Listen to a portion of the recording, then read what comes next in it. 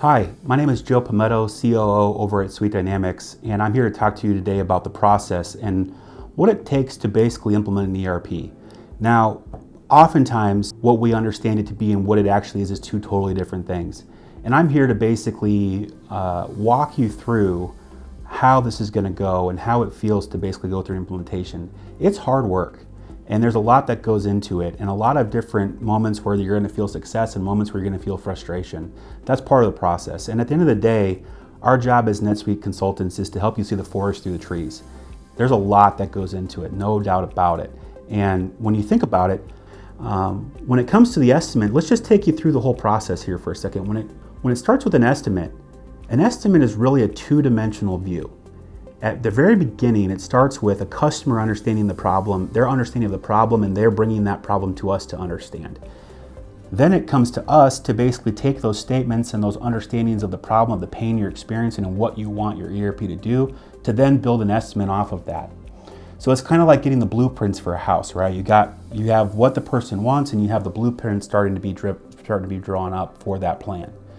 Then you start to get to work on it. And that's really, once you get to work on it, that it becomes a three-dimensional view.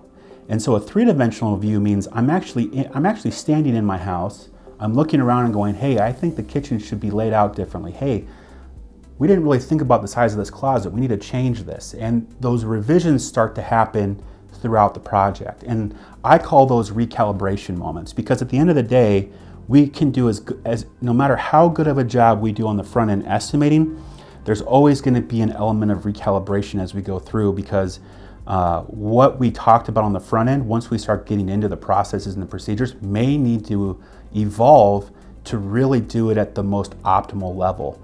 And if you're going to make that ERP spend, I'm assuming that most of you want that most optimal flow of work and actions and behaviors within the system. And so there's always a process of getting a general understanding, moving to a three-dimensional view, getting into the work, doing the work that we assigned in the estimate, and then potentially recalibrating where we need to, potentially removing hours, adding additional hours, you name it, with the end goal of the deliverable being exactly what you wanted it to be.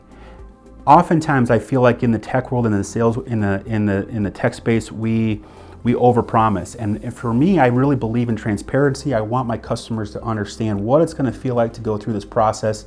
Isn't going to be a straight line. It's going to have bumps in the road. It's going to have obstacles along the way. But we're going to be here, putting our arm around you as our customer and walking you through that path towards success, towards ERP success. If we do that, then we know we can establish a relationship with you for life, because it's been built on trust. And that's really how we want to approach building our business and bringing on customers like you.